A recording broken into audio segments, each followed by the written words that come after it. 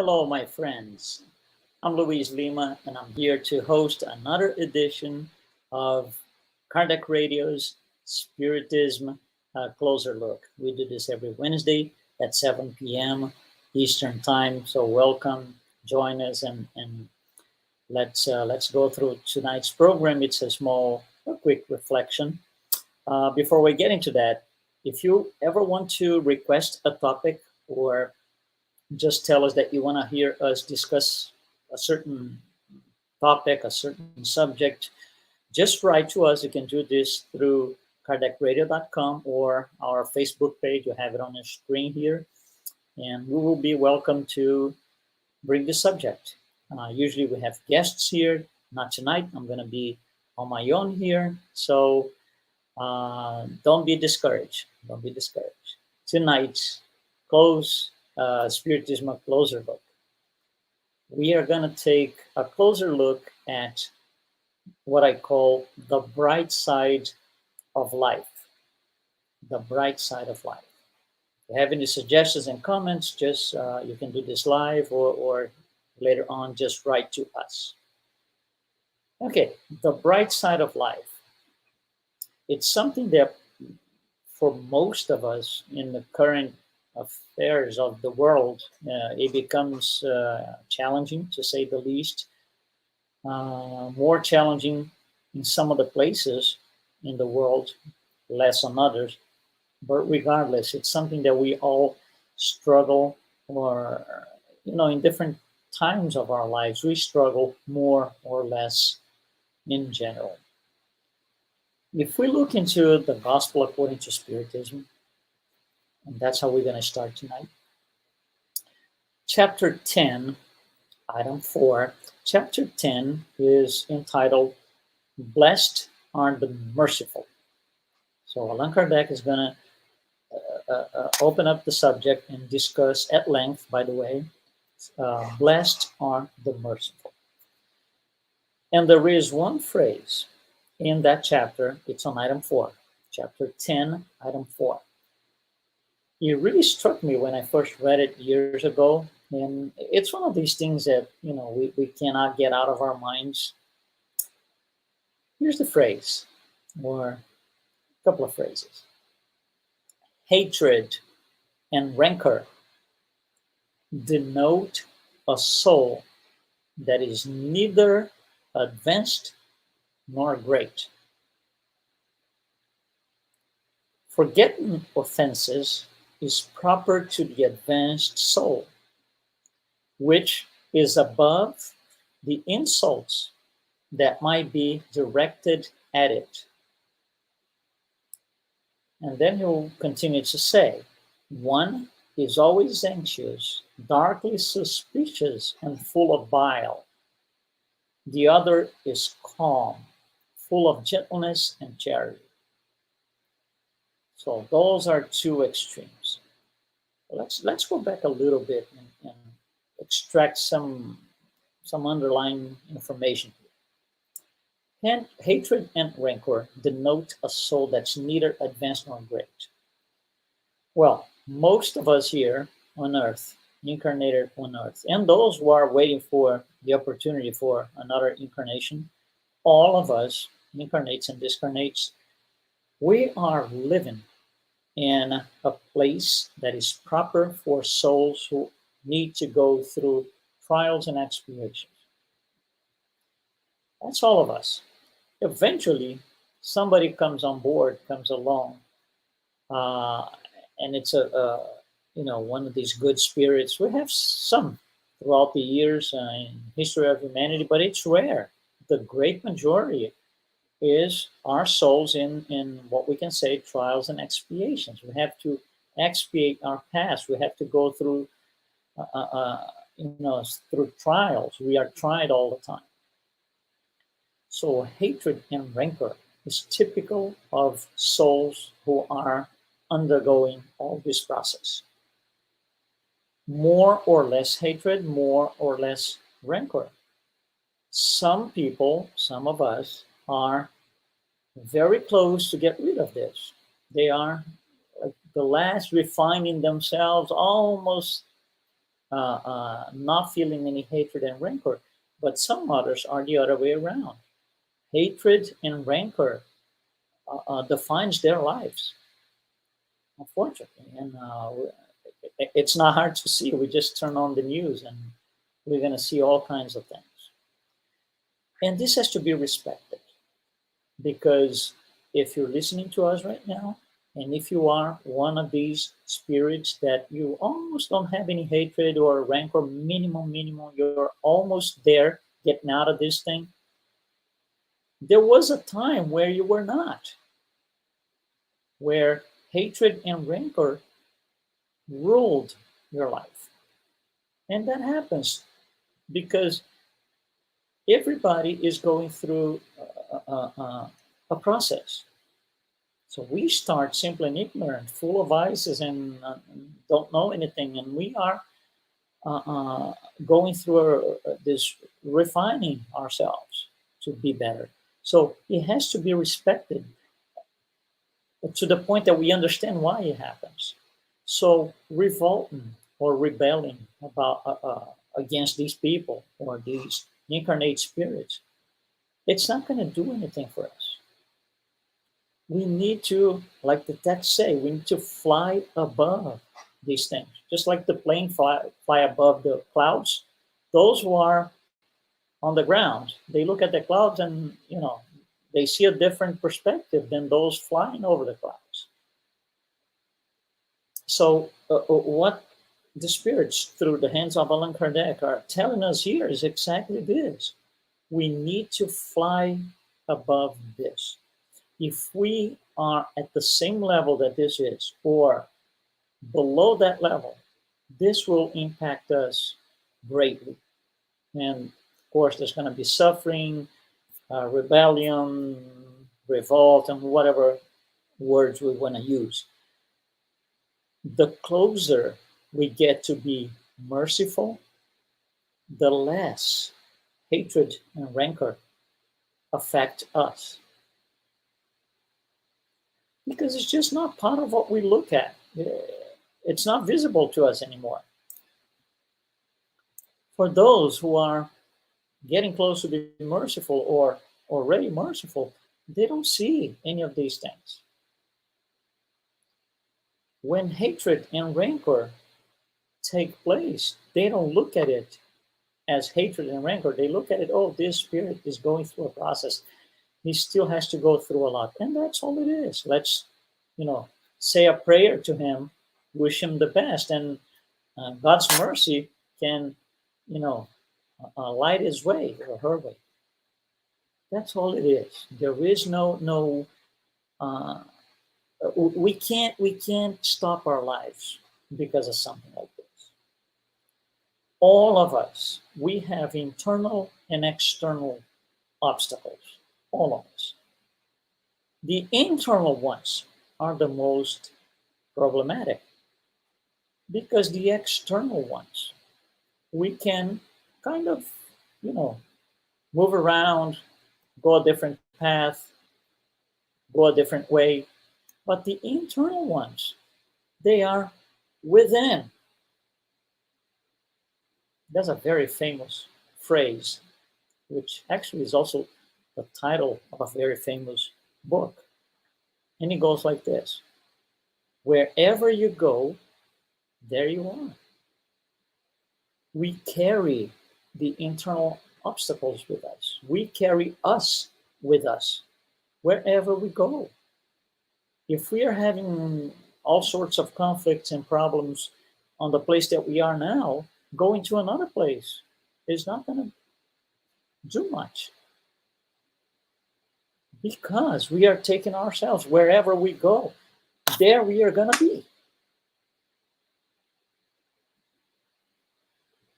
So when we start to work with this, with these, trying to liberate ourselves from these things, we need to look at the bright side of things. Looking at the dark side of things is going to leave us on the dark side of things. Looking at the bright side of things is going to take us on a route to get there. It's going to lead us into a different path. All of us, whatever our level of advancement is, it's just a fact. So instead of looking to the negative side, we need to look at the positive side. Jesus has, there is a passage in the gospel when Jesus says something very, very, very interesting. He says, you know, when somebody strikes you on one cheek, just offer the other. Someone strikes you on your right cheek, offer him the other also. It needs to be understood. You see, first of all, Jesus never taught anyone how to be negative or discouraged or angry at life. Never, ever. There is no such a thing anywhere in any gospel, any translation. So if someone strikes you on the right cheek, offer him the other also. What is that exactly? If somebody brings the dark side of things, we're going to show them the bright side of things. You come in with hatred, I'm going to show you love. You come in with intolerance, I'm going to show you tolerance. And there he goes. You come in with impatience, I'm going to show you patience, and so and so and so. And that goes for all of us. So, and that's the other side of things. That's the other cheek. So you hit me with hatred here, I'm going to show you love from the other side. Because that's the idea. It's not a physical thing. It's not a literal interpretation. It's a spiritual interpretation. So you bring something negative, you bring vices, and so I'm going to show you that there are other things. First of all, there's two things that happen here, right? First is Jesus does not tell you to, just react and go an eye for an eye. This is not what it says. So just stay centered and show the other side of things. But for me to show the other side of things, I need to know the other side of things. I cannot do it if I don't know. I'm not saying that I have to have 100%, knowledge on the other side. But we need to know what it is. We need to know what it means. We need to have minimum, if you will, amounts per se of tolerance to show that intolerance has another side. I have to have a bare minimum patience so I can show that impatience is not all that there is, and so and so and so. I have to be or to carry a certain peace within myself so I can show that war is not the answer. There is another side of things. You can see from another face, another angle, another side. But I need to know what that is. So I need to be trained, just like a doctor. He cannot be a doctor until he gets, through school, long years studying, being trained, preparing himself. That's it. We all need to do the same thing at the spiritual level. We need to refine ourselves and start collecting these positive things. Start collecting or leaving the vices behind and start practicing virtues. And then I can show the other side of things. So we look at the news. We are, in general, when I say we, I'm talking about humanity. Most of us are very pessimistic about what the news are, about things in life, facts in life. We tend to do, things that we don't like, and we just start shouting and be aggressive. No, let's be excited about life. Let's look at the other side. Somebody is aggressive to us. there is another side, and that's the side I'm going to show. That's the other cheek that I'm going to offer to this person doing this. So they can learn first, and it's part of my mission. We all have a mission. Question 115, Spirit's book. We all have a mission. We are all given a mission by God. So let's just be excited about life. Let's get away from this being this personal inquisitor. The Inquisition was years ago. It doesn't apply anymore. We shouldn't try to relive the Inquisition at the personal level. We are not the personal inquisitor. So people don't do what we want. We just, uh, uh, react badly, and we want to show all kinds of negative or vices towards that person. The only thing this does is to lead to self-collapse. That's all it does. It leads to self-destruction.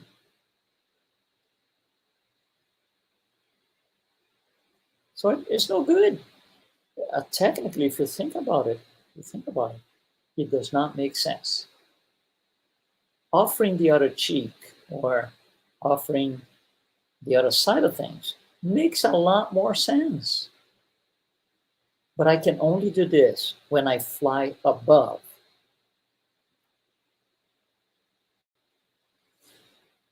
You see, we can be self-destructive. We can practice all these vices and all these things. But there's another side. I can make myself lovable. You can make yourself lovable. Anybody can. It's a matter of choice. It's free will. I can make myself lovable. We can make ourselves livable for a great life, full of energy, full of glad all the time and happy all the time. It is just personal. It's my choice. I don't have to be angry all the time. I don't have to be mad all the time. It doesn't make me lovable. It doesn't make me livable with. You see, life around us does not define who we are. Life around us does not define who we are, because wherever we go, there you are. We define life around us. So if life around us is not good, it's whatever, dark, or shouldn't be this way, and I'm mad about this thing and all of that. You see, we deliver our own future. That's the future we delivered to ourselves, coming from the past. The future that I'm going to deliver for myself on my next life is being worked out right now. Same for you. Same for everyone. So if I want a better future, if I want to deliver to myself a better future, I need to create the conditions for that to happen. And I can only do this by flying above all the negativity, all the aggressiveness, impatience, intolerance, war, all of that. That will make myself, or make me, deliver a better future for myself and also for those around me. But mostly, I'm working for myself in a good way. It doesn't have anything to do with selfishness. It's our mission in life. Be better to help others. Again, I can't show the other side if I don't know what the other side is.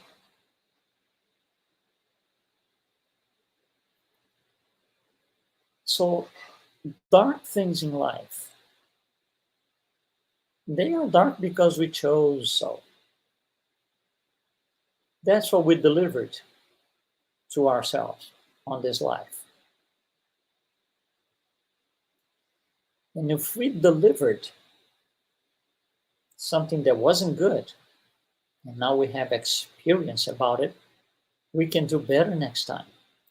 So my next life, my next 2 lives from now, 10 lives from now, I can deliver a much better future to myself. But I need to fly above.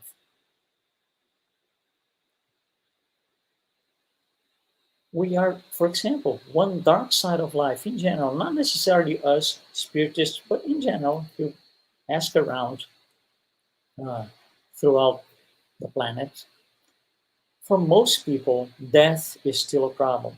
Still, this dark death is seen mostly as the dark side of life.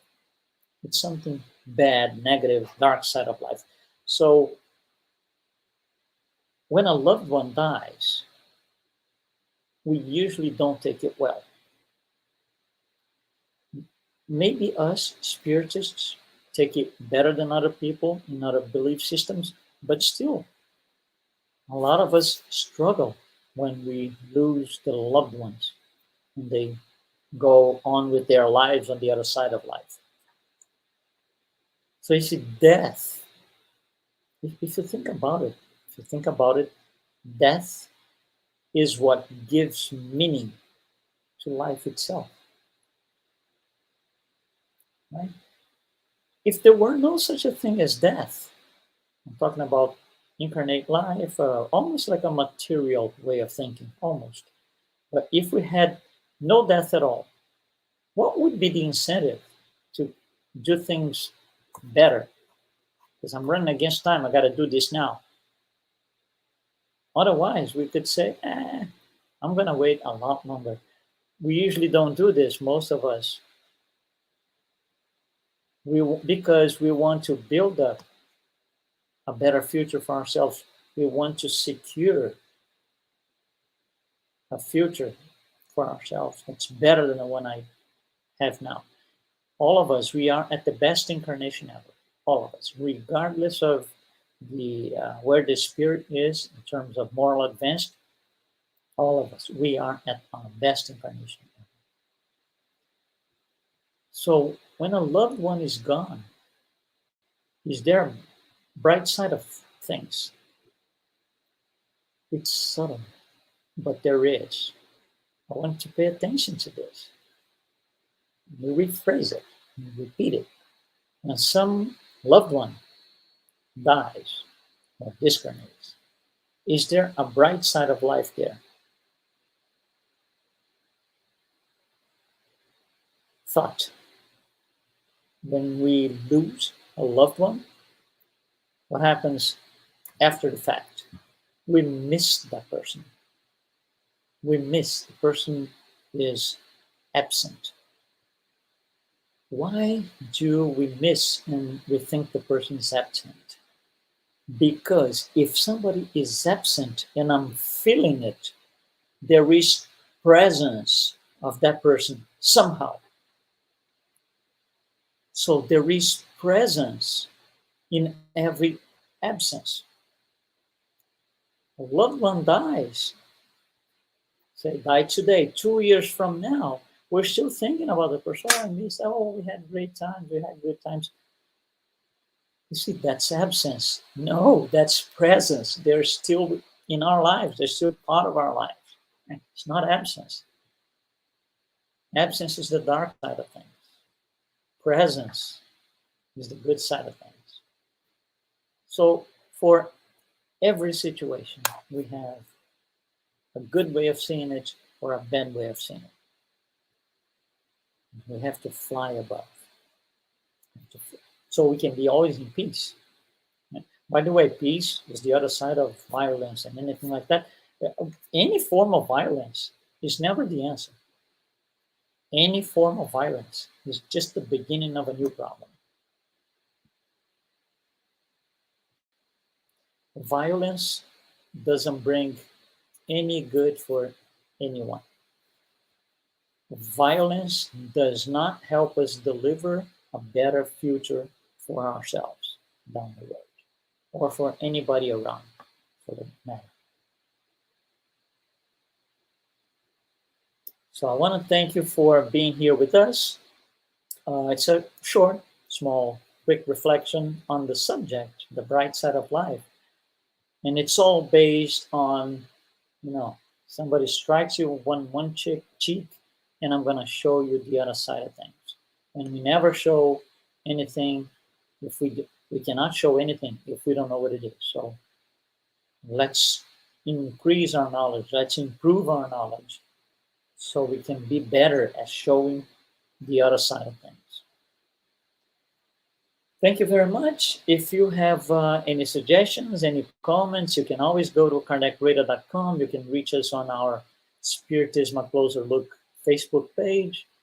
And we are here. Thank you very much for joining us tonight, and I'll see you next week. Be well.